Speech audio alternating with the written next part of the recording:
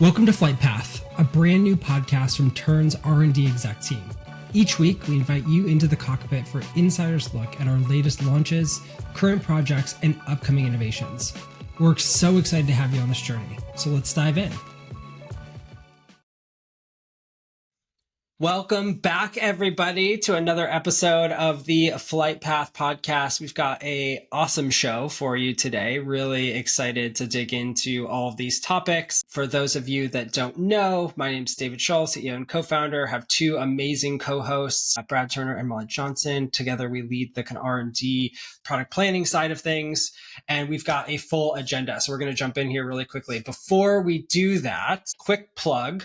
One, if you haven't already, make sure you subscribe, whether you're on YouTube, Spotify. We're working on getting this on Apple Podcasts, but make sure and go ahead and push subscribe. Helps us know that people are actually listening to this and helps kind of spread the word, get some awareness. Second thing is we've got a big webinar coming up here on the 7th of August, 3 p.m. to 4:30 p.m. Eastern time. And we're going to give you a little bit of a sneak peek on what we'll be covering in that webinar through our discussion today. But we're going to start off with our kind of normal check-in. Like, how's the week been? Molly, you want to kick us off? Yeah. Okay. I came into this week being like, okay, I think it's going to be like a pretty standard week. I feel pretty on top of things. It was a crazy week. It was insane. We spent a lot of early week getting this big feature ready, supplier payments and unclaimed bookings for agencies. And then I think it was Tuesday or Wednesday, we were talking to Katie and Emily, who do a lot of the onboarding and sales for agencies. And they were like, no, this other thing is more urgent. So Brad and I were like, oh my gosh. So we had to like get that ready midweek. We also spent so much time on group travel because we're going to be doing a preview in our webinar. And I know we're going to get into that a little bit more, but group travel, you spend like all day for multiple days, just rabbit hole after rabbit hole. So that was a lot in a good way, but a lot. The final reason my week was crazy was flight status updates. The testing for that got pretty crazy, which I know we'll get into, but yeah, it's been a really intense week. I think that the highlight at the end today is that I'm using flight status updates to track my mom coming into town, which has been really fun. She arrived so fun. Her flight is delayed, which I know because of Tern. So that's kind of a not happy it's delayed, but like kind of happy because I can track it through Tern now. So cool. Brad, how was your week? Take what Molly said and just repeat it all for me. I feel like we've just been side by side this whole week working on all the things Molly mentioned. So it's been a bit of a wild week. But one highlight in there was, in addition to getting a lot of the group travel designs ready, we actually were able to run them by an advisor who we already had a call scheduled with. And it was quite validating and also a little scary going in. It was like the first time we're presenting this to any advisors. And we're pretty confident we know what we're doing and we have the right approach. But like I was telling Molly, it's like showing somebody your baby and being like, isn't my baby great? Like, don't you love it? But also like, if you don't, you need to tell me why so we can fix it. And it's been a fun week.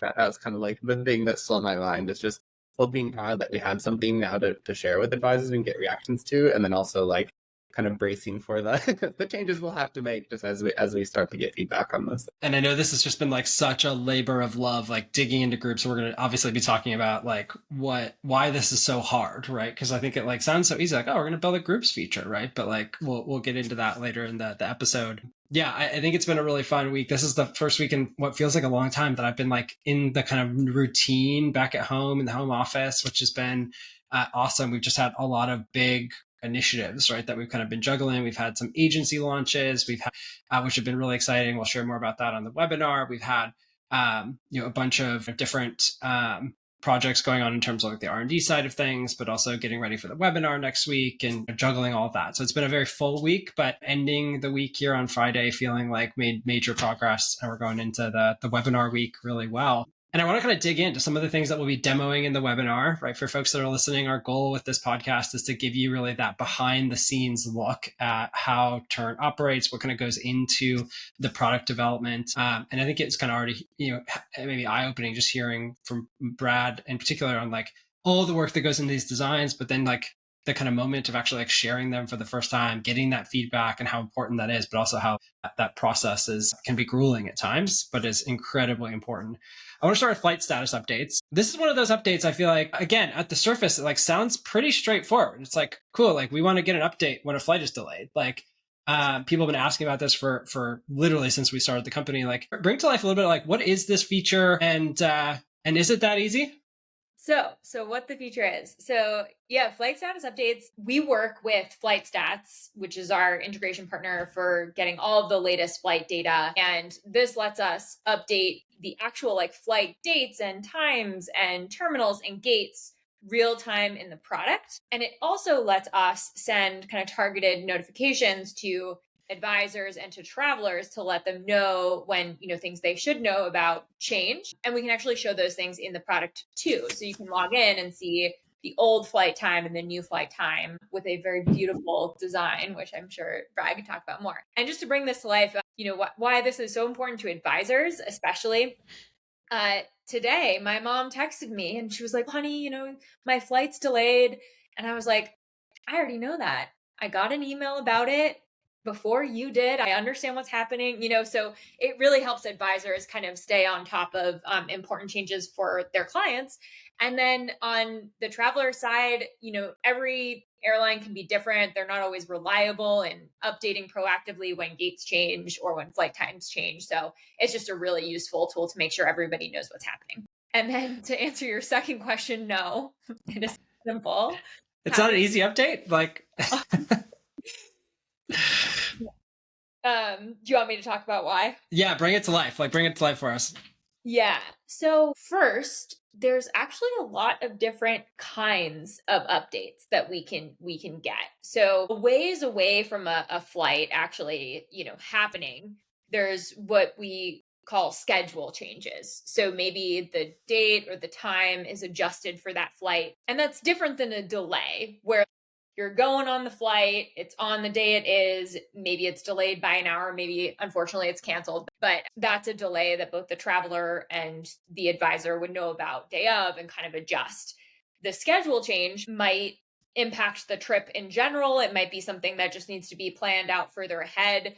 And that's just one example. There's schedule changes, there's delays, there's cancellations, there's gate changes, terminal changes. So we have to handle all these different types of notifications. We have different ways of notifying and different user types to deal with. So what should an advisor receive versus a traveler? There's the mobile app, how to display flights. There's the web app on how to display flights. There's push notifications. There's email. And we really need to make sure these things are accurate. So I literally, if you could see into my mind this week, I have a spreadsheet with like 50 rows on it of like original flight departure time and gate and airport and like all of the different things that we may need to track before and after for like literally 50 flights. And then, I woke up this morning, I sent a video to the team of just scrolling through. I think I subscribed to all these flights. I got like 100 different push notifications from Tern, testing that out. Also made me pretty sad about how many delays are, experienced by travelers. That sucks. And so yeah, I joked with the team that I downloaded an eye twitch emoji to our communication tool just to communicate how intense the testing has been, because it's just like you're like beautiful minding it, just making sure everything aligns up with what you're expecting. And yeah, it's so funny. Molly posted this video in that Slack, our communication tool, this morning, and it was just like scrolling through hundreds of notifications from like 11 p.m. last night to like 6 a.m. this morning. And it was just, you could have probably scrolled for like 5 minutes if you kept going. It was a lot of notifications, and it kind of goes into testing this. I want to come back to that kind of testing process and like the and you kind of described this as like edge case galore. But before we do that, like Brad, I'm kind of curious, you've talked about the redesign on the flight side of things. Again, at the surface, I think it's like, oh, like you push a notification to our clients, like that's a push notification. It's not a design. There's obviously so much more that went into this feature. Like, what did designing for this entail, and how did you think about that? Yeah, I think the thing that's probably most important to call out is just that, like, when you think about a flight, you're like, oh, what time does it take off and what time does it land? And maybe like, oh, what day does it take off and what day does it land? Which can be really fun with time zones and you're traveling across the world. And so that seems pretty basic on the surface. But then when you start having delays and you want to show people like, oh, what was the original time that you had in your mind when I thought I had to be there, when I thought the plane was going to take off? And what's the real time now? You've got almost like twice as much data to start showing in the UI, and you want to make sure it's clear, like, okay, what's actually the latest? What do you need to focus on, and what's there for reference? So that's one piece of it. But then there's just all different kind of combinations of data that you could have. Like the departure is delayed, but actually you're still going to arrive on time. You're going to arrive early. Like, how does that get represented? Or maybe it's technically the estimated departure is delayed, but the airline's not calling it a delay, which is something we've run into as well. And what we've learned is that there's not a common number of like what classifies a delay. Like the data we get back is like, oh, this flight's going to take off late. Is United calling that a delay? Is like, if you Google the flight, is that showing up as a delay? Is we have to make some of these calls of like what we think is going to make the most sense for travelers, and then make sure that shows up, as Molly mentioned, in the product, like in the web app, on the mobile like apps, and then also make sure we're sending the right email notifications that relate to those things. And so when you think about design, it's not just that UI, not just the like nice pretty UI, but like all those different cases, how you represent them, and then also the experience of getting those notifications, making sure when you get a notification, you can do something about it. So like it's one thing to get an email that's like your flight's delayed, but there's another thing where you can actually click in and see the rest of the details, and making sure we point you to the right place and you open right to that view in the app without having to go find it. Like there's kind of a whole big picture there that we need to consider in addition to just like the nice little UI. And just to emphasize that, right? I mean, I remember when we were starting the design of this project, and Brad, you said something along the lines of like, there's so much information that we are trying to display on every single one of these pages, and it already, before we even started this project, could feel a little overwhelming. And so it's just like, how do we simplify? How do we make this feel beautiful? How do we make it feel intuitive? And like, how do we do that for every inch case? And just like a little bit of like how Tern works, right? Like when Molly and Brad are kind of like working on this, they're defining the specs and the design and the user experience. Like the goal is that gets handed off to engineering, and almost every one of these pathways is documented, right? Like engineering needs to know, like, how do we build this in the event that this notification comes in? And so we have mock-ups before it even is handed off to Eng of all these different kind of experiences across web and mobile, and if there's a delay versus if it's like all those things are like mock-ups. There's a ton of work that goes into that. And maybe that helps kind of bring to life this comment, Molly, that you made this week when we were kind of kicking off the testing for this, which is like, this product's like edge case galore. Like, just can you bring that to life a little bit more? Like, what's going into the testing? How are you thinking about it? Like, what does that look like? Yeah, I mean, and hence the giant spreadsheet, right? Just we need to make sure if it's a schedule change that's like 3 months out, we're not showing the delay UI in the product. We're just letting the advisor know, we're keeping the flight up to date, and it's a schedule change, right? It's not, we don't want like red text of a new time 3 months away from when a flight is happening. We need to do that on mobile. We need to do that on web, and we need to make sure that the email notification is just going to the advisor in that case so that they can take action if needed, and otherwise it doesn't really matter. So for each different type of data we get from Flight Stats, our partner, we need to handle that, and then we need to make sure that all of those cases are actually working as we expect, because it's one thing to outline each type of notification and how that should act. We also need to verify that's how it truly does, especially when you're working with a third-party integration. There are things that you just may not have accounted for, ways that they're sending us data that we just didn't think of ahead of time, or just aren't working as expected. So we really have to make sure that, when we input the flight, we know the original, start time and all of the various data points that we need to keep updated.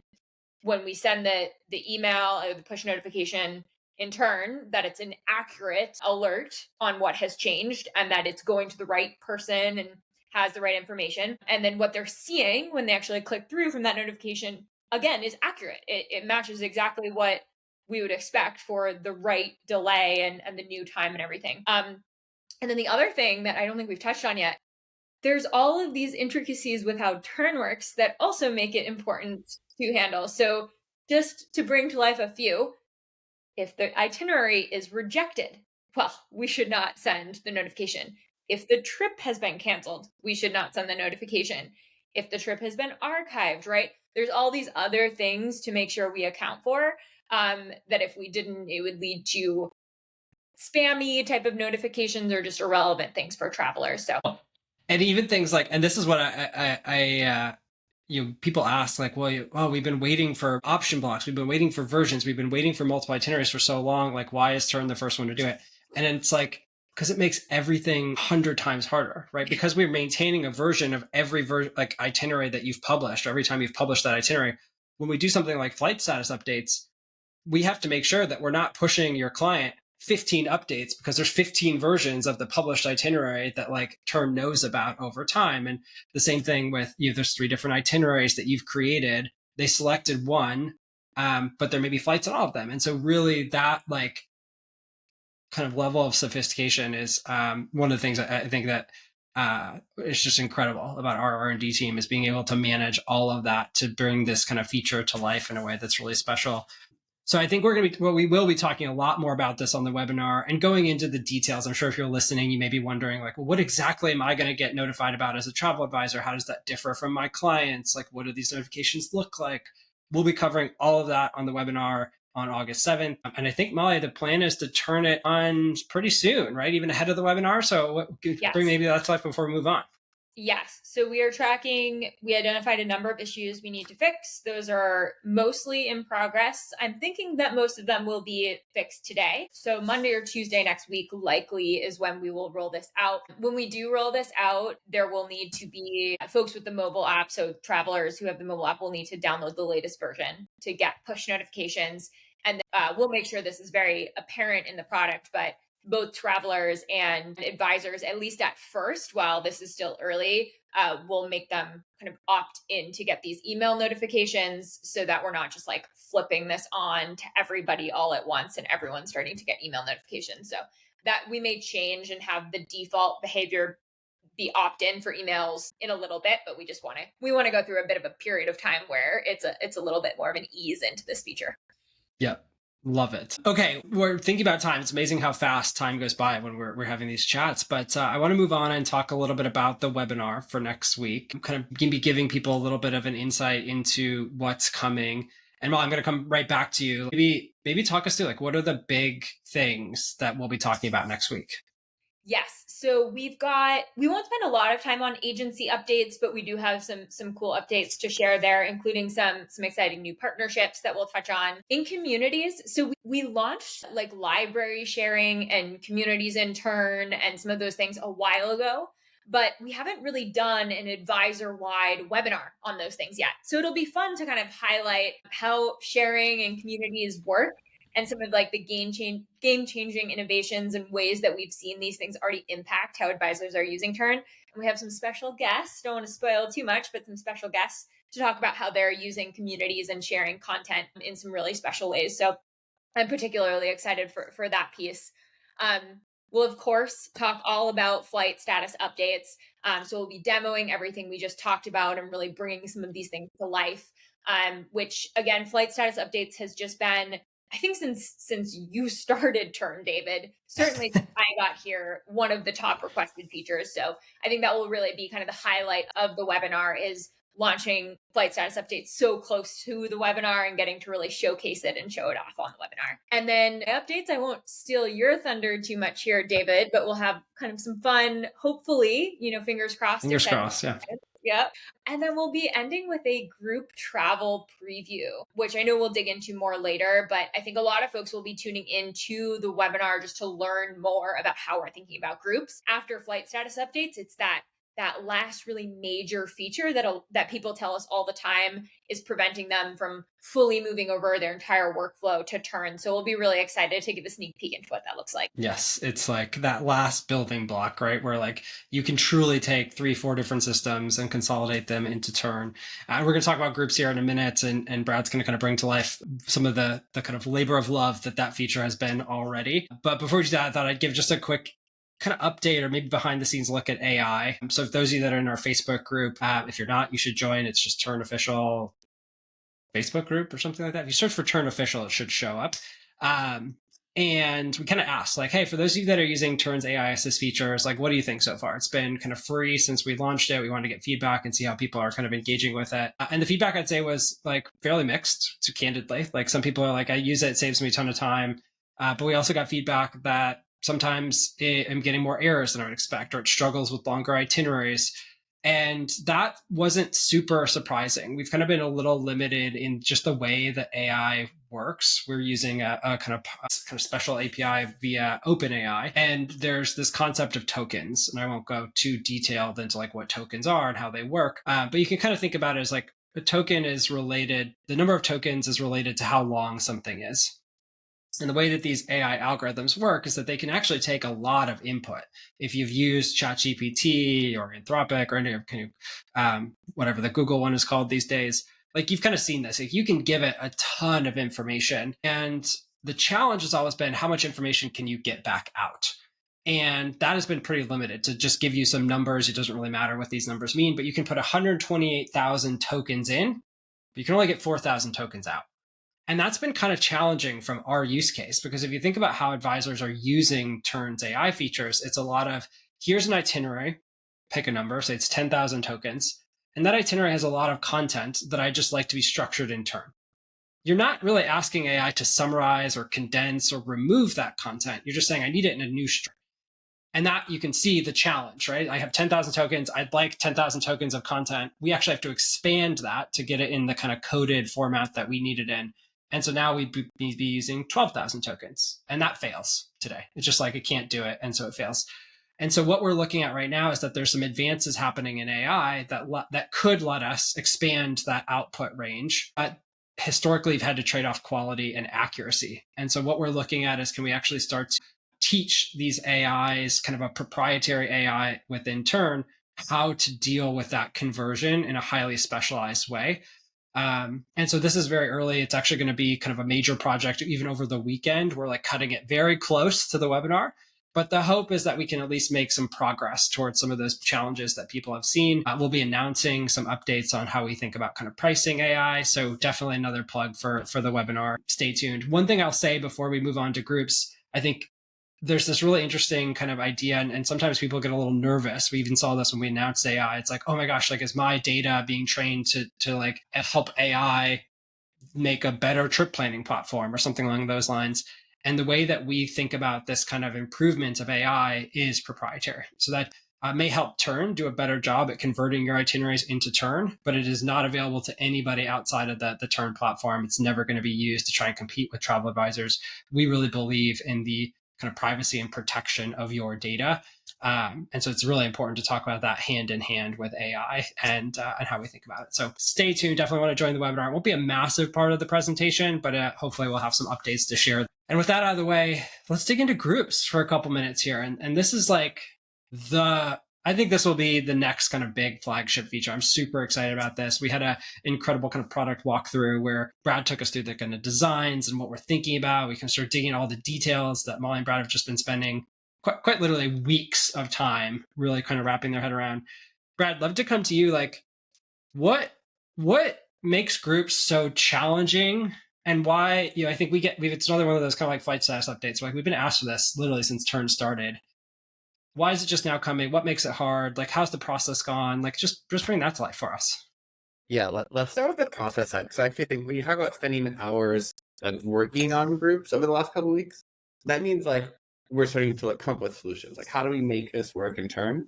What you haven't talked about is like for months now before that, we've been interviewing, I don't know, like 3 to 5 to 10 advisors per week who specialize in groups. Like they do a lot of their business in groups, and we're really trying to dig in and understand like, how does your business work? Like what are you using today to manage this? How do all those pieces fit together? Like, what is the real world structure of your group trip and how all these things work in real life? And then based on that understanding, we start to get a sense of like, here's how groups work in the real world.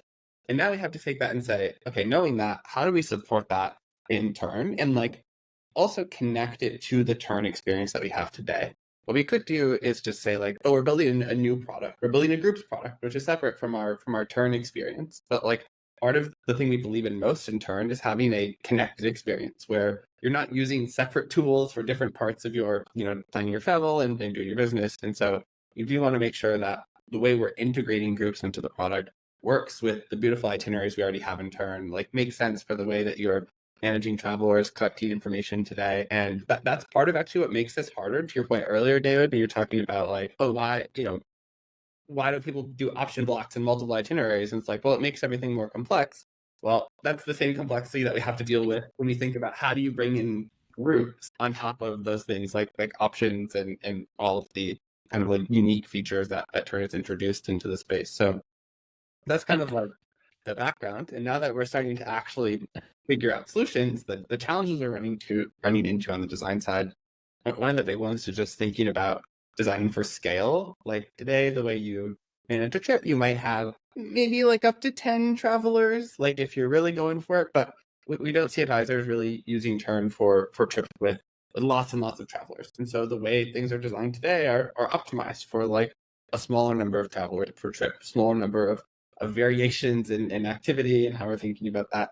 So you have to think about, okay, how do we make this go? How do we make it usable for you when you're thinking about maybe a trip with hundreds of travelers on it? Like, what does that experience look like? And then again, how do we make sure it still works for a small group of like 5 to 10? So that's a really fun kind of thing to work through on the design side. And then I think the other piece is just like from what we, again, going back to this connected experience, the thing we're really trying to wrap our head around is like, how do you take like a group input, like somebody signing up for your trip, and automatically spit out a beautiful itinerary for them? This is something we believe, like one of the strengths of Tern is how incredible the client experience is when you can present them that itinerary. And it'd be one thing to just have a form where you can just like set up your form, people type in all their details in the form, and you're just like, cool, you're booked. The client doesn't see anything, and then you have to go manually create the itinerary for each reservation and each client. Instead, we're like, wait a minute, there's got to be a way that you can manage these itineraries at scale. There's a lot of like shared things. We don't want to have to copy and paste and like make edits to each individual reservation.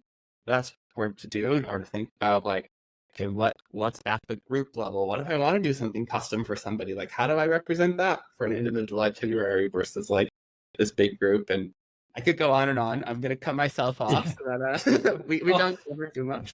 There's a lot to it. Those are some of the things that have been on my mind for the last couple weeks. And yeah, a lot more to come as we continue to dig in.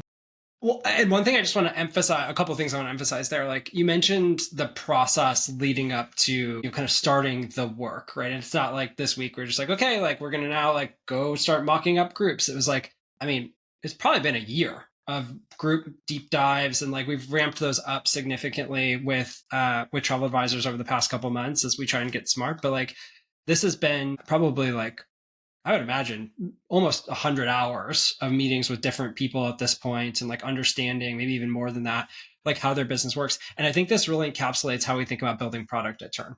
And you mentioned like, oh, we could just like create a form and have that form like go into a table view and like let the advisor do a bunch of manual work. But as we have these conversations, it's really focused on like what is the flow that you're doing today? And how can technology really enable and support that flow in a way that incredible and that's magical and that saves you time, that helps you grow your business, and that helps you surprise and delight your clients? And that is very different than sometimes what we get pushed to do or we get asked for. Like in some of these meetings, people will be like, okay, this is the system I use today, and just like build that, right? But then you start to unpack like, well, is that actually like the optimal experience for you or your clients? Like, well, I'm using this other tool and I have to manually keep all these things in sync and blah, blah, blah. And it pretty quickly comes out that like, no, like it's not optimal. Like there isn't a gold standard, and here's exactly how groups should work. And we want to define that gold standard, right? And we think that there's a huge opportunity to do that. And that's been tons of work up front in understanding the problem set. And now an maybe even bigger challenge in some ways of like, how do you solve this tremendously complex problem in a way that feels easy and magical? And like, there's some cool quote, might have been Steve Jobs or something, who's like, it basically is along the lines of like, the hardest, most complex technologies are the ones that are inseparable or kind of indistinguishable from a magical experience because it's so simple and it's so easy to use. And like, that's what we're trying to do with groups. So anyway, going off script here a little bit, but like, Molly, this is going to be one of the biggest features in Tern. And I think there's like also really cool just refinement as we go back and think about this scale, and also thinking about like, how do you improve the individual experience There's this whole debate that we had internally on like how much do we show on Wednesday, and like are we going to get people too excited, and it's still a month or two out, or a couple months out I should say. Like, how are we thinking about sequencing this? How did you kind of think about how much do we show, and how do we kind of set expectations accordingly? Like, just bring people kind of behind the scenes in that. Yeah. So the thing with groups is there's so much surface area. And because of all the things that Brad talked about, it's so important to truly get the details of the workflows right, to even like wrap our heads around how all of this should work. And so when we think about like how do we convey these things to people who are learning about it for the first time, actually part of that discussion was informed by earlier conversations we tried to have internally around groups, where before we had like this detailed and workflow of the end-to-end vision, we were trying to have conversations about how this should work and key decisions. And I mean, they just didn't go that well. We were kind of talking around in circles and no one was on the same page. We really came to the conclusion that it's incredibly important to show the end-to-end vision of groups at a certain level of detail for people to get it. And so that's what we're going to do. There was some debate around, we don't want to get people so excited and it's going to take a while to build this, but it is just so important for people to truly wrap their heads around why managing groups with Tern will be just such a game changer. And we can't skip the details and the end-to-end vision to do that effectively. So let's talk about sequencing. It's really important to us to work backwards from that vision. So how should it work end to end? And then how can we carve out pieces that will add immediate value and not wait for that end-to-end vision to be fully ready, right? Like hold everything up for 3 months. No, if you've listened to the other podcast, that's not how we do things. So we work backwards from that end-to-end vision and we carve out different chunks of this project to release. The first piece that we'll plan to release is really the overall structure of a group trip versus a regular trip in Tern. So if you think about a regular trip in Tern, you add your travelers, they can all see each other's itinerary items. You kind of have just a single itinerary for everybody, but you add different travelers to different activities. Authorizations, it's basically like maybe you do a hack with installments where you ask traveler one to authorize an installment and traveler two to do another, but that's tough. Like I applaud people who are doing that. So it's really like everyone on the trip is seeing everybody else's stuff. When you think about groups, there's a group trip with a bunch of different reservations within it, and the folks within the reservation should see, their itinerary items and see the group agenda items and their specific itinerary items. They should see their particular items to authorize and all that. So that like overall infrastructure for what a group trip is will come first. And what's cool about that is it will take time. The surface area is pretty large, but it will address a lot of just those immediate pain points we hear all the time in Tern. It's like, please, I have like 3 people on this trip. They all have different things that they need to authorize. And like, we don't have an answer today, right? So that will immediately, for those small to medium groups especially, unlock that value.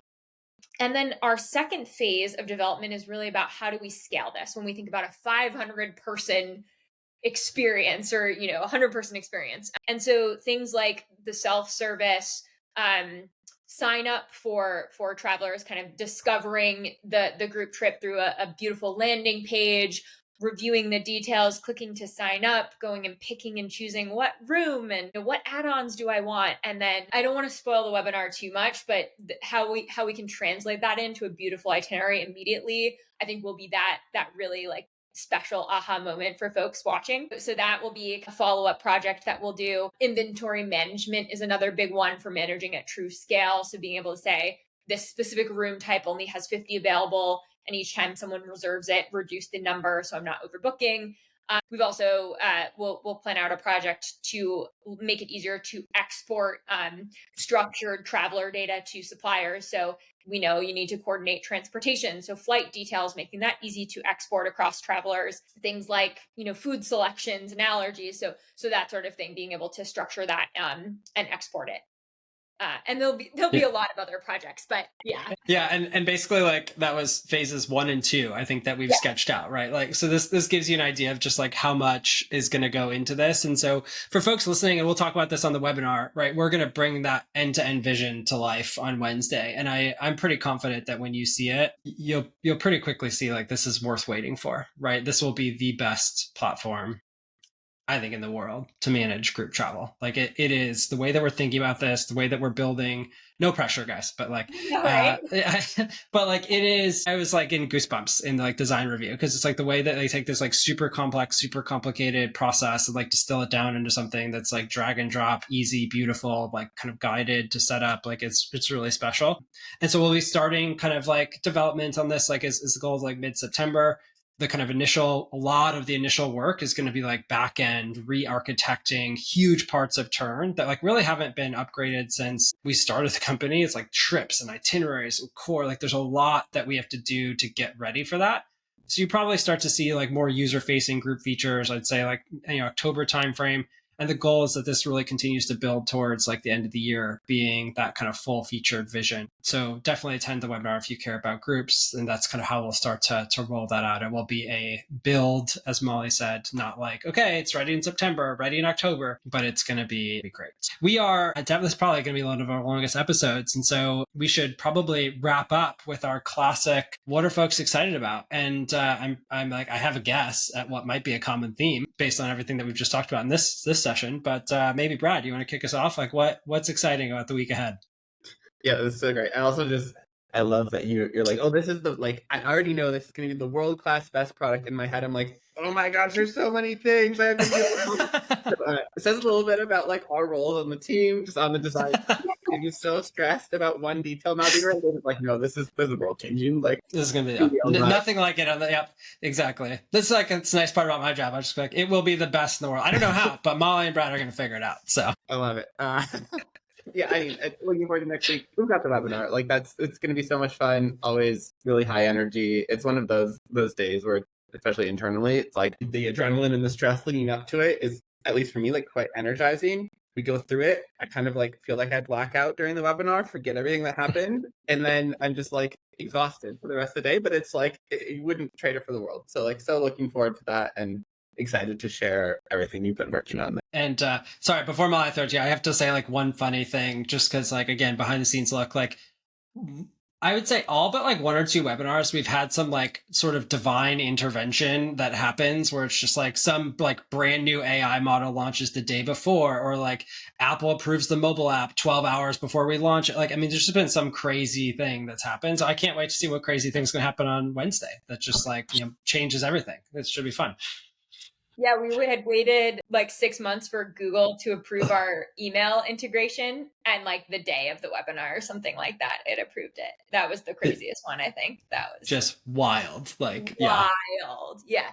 I mean, I gotta say the webinar, right? For all the reasons we just talked about. I think that'll be the highlight of next week for sure. Yeah, I've got nothing else. I was like racking my brain to be like, there's got to be something else exciting happening next week, and I'm sure there will be. But like, these webinars they take a lot to kind of put in. So plug, like if you haven't registered, check it out. It's going to be great. And we appreciate sharing with your communities. Like it's really helpful. The number one way that Tern grows is through word of mouth. And so if you like these podcasts, if you appreciate what we're building in Tern, give it a share. Invite your friends, colleagues, communities. We'd love to make sure that there's a full house and Zoom parlance, I guess. But we'll wrap up the webinar there, or the webinar. See, I'm already in webinar mode. We'll wrap up the podcast, this episode of Flight Path. And we found out that I think Molly's mom is our number 1 fan. So shout out to Molly's mom. Welcome to Michigan. And we'll see you all next week. All right.